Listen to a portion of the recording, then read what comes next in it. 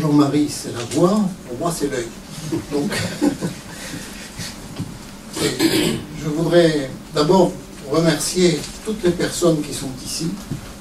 Je voudrais les remercier même individuellement, parce que derrière beaucoup de visages, j'ai un souvenir, une attention, une raison aussi d'aimer l'Afrique. Et je remercie ceux qui m'ont donné, en moi cette sensibilité. Il y a beaucoup d'autres raisons, mais tout ça est le fruit de rencontres, de conversations, voilà, d'intimité même quelquefois, parce qu'on ne parle pas de l'Afrique que sur les tribunes, on parle de l'Afrique dans une certaine intimité amicale. C'est cela, monsieur l'ambassadeur, c'est cela, monsieur le président, c'est cela, monsieur l'ambassadeur Dominici, c'est cela, cher Louis Avon. Louis Avon, dont je voudrais dire juste un mot au passage, qui a magistralement organisé la première visite en tant que président de la République du président Chirac à Dakar, puisque nous sommes retrouvés avec le président Diouf dans un autobus. Je ne crois pas que les Sénégalais aient jamais imaginé que des présidents de la République pouvaient circuler en autobus. Allant au centre social de Tiaroui. C'est un souvenir extraordinaire, peut-être plus en détail, si certains tout à l'heure veulent que nous en parlions, nous en parlerons. Mais cette nuit, monsieur l'ambassadeur, j'ai fait un rêve. J'ai rêvé qu'aujourd'hui, à l'heure où le soleil va se coucher, là-bas, les baobabs de Joël allaient se redresser. Ils sont tombés un jour de grande tristesse. Un jour, le président Senghor passait dans une autre vie. Et aujourd'hui, j'ai l'impression que nous allons à l'encontre de cette chute d'arbres, que nous redressons. Je voudrais dire aussi que mon émotion est forte parce que, peut-être ne savez-vous pas, mais par alliance et cousinage, j'étais parent avec André Guillabert, qui a été votre prédécesseur à Paris, le premier ambassadeur du président Senghor à Paris, et ensuite ministre des Affaires étrangères, maire de Bouga d'ailleurs. Maire de Bouga, ville à laquelle ma ville a été jumelée, et toujours jumelée, bien sûr. Et puis, les conversations, quand j'étais plus qu'adolescent, vers 15-16 ans, que mon père me tenait sur la création de l'école vétérinaire de Dakar. Tout ça a profondément marqué ma vie, et pour finir, quand le président Chirac m'a demandé d'être ministre de la coopération, je lui ai dit, c'est normal. On explose de joie, c'est normal. Voilà. Et puis, chacun d'entre vous qui marque ce territoire entre le plus européen des pays d'Afrique, le Sénégal, et la France, qui est le plus africain des pays d'Europe. Et oui, c'est comme ça que nous nous définissons. Je rappelle que même au passage, mais vous le savez certainement, que le Sénégal a fourni des députés, des émissaires parlementaires en 1793. Notre République est assise sur la volonté d'élus sénégalais. Qui le sait? Je voudrais saluer un garçon qui est ici, parce qu'il est, figurez-vous, j'ai osé l'inviter, il est ivoirien. Mais j'ai voulu marquer symboliquement l'idée que ce travail que nous allons faire en commun, il s'adresse bien sûr au Sénégal, mais il s'adresse à la région, à la grande région. Et je pense que les Ivoiriens seront très bienvenus. Voilà. Alors ces journées gaulliennes, elles traduisent la volonté du général de Gaulle, donc c'est ici la maison du bureau, de construire pour le compte de la France, je dirais, un grand partage de valeurs. Ça a été la libération. On a vu les valeurs de la libération, de la liberté, lorsque Paris fut libéré, le rétablissement de la démocratie, qui est la quintessence même de la condition humaine. Et je salue cet esprit d'alternance démocratique qui règne dans votre pays et dont nous souhaiterions tous qu'il soit un modèle pour d'autres pays, même pas si loin que ça. Et tout cela nous construit à la construction d'un partenariat, car ce travail, c'est un partenariat. Tout ça ne peut être que l'ouverture vers des échanges interculturels.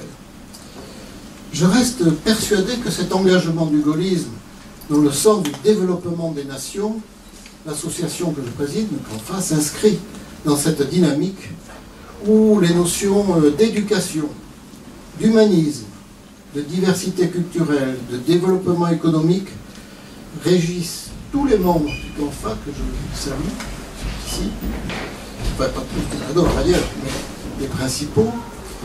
C'est une notion de solidarité, d'animation et bien sûr de partage. Lorsque le 10 juillet dernier, de l'année 1918, nous avons été reçus par le président, ce n'est pas du balafon, hein, c'est de l'art. Nous avons été reçus par le président Macky Sall. Nous avons évoqué notre volonté de construire ce partenariat avec les institutions qui sont basées à l'intérieur du pays. Je dis bien à l'intérieur du pays. Je fais une petite digression. Il faut toujours imaginer ce que sera le continent dans 20 ans. Si ce doit être une bande littorale archi-surpeuplée et à l'intérieur des terres désertes, alors c'est que notre génération n'aura pas fait son travail comme maintenant. Parce que l'intérieur du pays n'aura plus les paysans pour nourrir les autres, et la bande littorale surpeuplée sera nourrie et livrée à la merci des marchés internationaux et, disons-le, des multinationales. Et je plains cette nouvelle génération si ce doit être sa condition. Donc nous sommes là pour éviter cette triste solution. Nul n'ignore qu'il ne peut y avoir de développement si le monde rural n'est pas pris en considération. Et notre choix s'est porté sur l'université Alioune Diop de Bombay pour cette raison.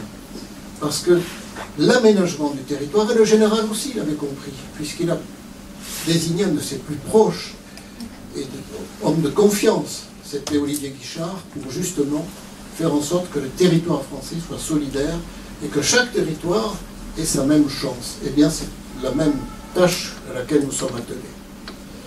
En 1995, lorsque le président Diouf reçoit le nouveau président de la République française, Jacques Chirac, il dit une phrase qui est restée gravée dans ma mémoire et que je vais vous livrer. Je ne suis pas prêt d'oublier. Il a dit simplement ceci: quand la France est forte, l'Afrique est forte. Je n'oublie pas cette phrase. Et un quart de siècle plus tard, l'adage est toujours vrai, mais je le complète. Et je dis: quand l'Afrique est forte, le Nord est fort. La donne est inversée. Le Nord a besoin du Sud. C'est pas ordinaire de pouvoir dire cela, mais nous le pensons profondément. Nous avons besoin de votre civilisation, nous avons besoin de votre culture, nous avons besoin de votre considération pour les hommes. Car il n'y a pas d'institution en Afrique, il y a des hommes. D'abord des hommes. Après qu'ils aient des titres, des institutions, c'est normal. Mais d'abord, il y a des hommes. Une deuxième digression, je vais être un peu long, excusez-moi, mais ça vaut la peine. Avec l'association France Volontaire que je préside, nous avons institué la réciprocité. C'est-à-dire que non seulement des jeunes Français partent donner toute leur énergie pour le développement du Sud, de l'Afrique, mais on a décidé d'accueillir des jeunes Africains qui viennent ici pour justement nous aider à retrouver une certaine culture de solidarité. Et l'autre jour, j'accueillais, il est arrivé depuis 8 jours à peine, 2 jeunes du Burkina Faso, qui étaient d'ailleurs de Bobo-Dioulasso, ils n'étaient pas de la capitale, et ils venaient d'arriver à Paris depuis 5 ou 6 jours.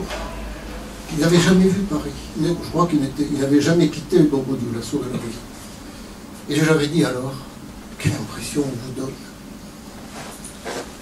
Première impression, c'est très grand. C'est très grand. Et deuxième impression, c'est curieux. Dans le métro, les jeunes ne se lèvent pas pour laisser s'asseoir les vieux. Mais derrière ces quelques mots, ils ont tout dit. C'est ça dont on a besoin. Et c'est ça qu'on voudrait donner, justement, cette inflexion très forte du respect de l'autre, notamment des jeunes par rapport aux anciens. Alors, au moment de notre histoire où l'on a l'impression que les relations internationales sont un peu confisquées, dans un dialogue entre la Chine et les États-Unis, directement, par-dessus la tête de tout le monde, il est temps que Comme l'a dit Alain Perfit pour la Chine, nous nous réveillons ensemble. Que l'Afrique et la France se réveillent conjointement. C'est Alain Perfit qui avait titré son livre comme ça il y a 50 ans, combien il avait raison. Mais l'Afrique n'a pas tardé. Elle n'est pas en retard. Elle a pris sans attendre les conseils parfois un peu intéressés du Nord ou les contraintes financières des organisations internationales que je n'ai pas toujours, tu le sais, chère Louise, lu d'un bon œil. Parce que, voilà, il n'y avait pas suffisamment de prise en compte des situations locales. J'en prends pour exemple ce qu'ont décidé 3 très grands Africains. Senghor, Amani Diori, du Niger, et Bourguiba, Habib Bourguiba, qui ont fondé le 20 mars 1974 ce qu'on appelle l'ACCT, c'est-à-dire les prémices de la francophonie. Ce sont 3 Africains qui ont lancé la francophonie, c'est pas la France. C'est 3 Africains d'un niveau qui en dépasse beaucoup aujourd'hui dans le monde. Et plus tard, dans cette longue fraternité historique entre la France et l'Afrique, vint les créations d'écoles, de facultés, de sites d'éducation et d'enseignement. La clairvoyance du président Senghor était évidente. Bâtir une nation, c'est construire d'abord le partage des connaissances. Au point que, 60 ans après les indépendances, le Nord a besoin du Sud, comme je l'ai dit, et dans ce rapprochement entre l'université de Bombay, si fortement encouragé par le président Macky Sall, il y a cet esprit qui règne et qui nous inspire. Nous sommes du Nord, sachant tout ce que nous devons encore et pour longtemps à l'Afrique. D'abord, la reconnaissance absolue de la primauté, je l'ai dit, des hommes sur les institutions.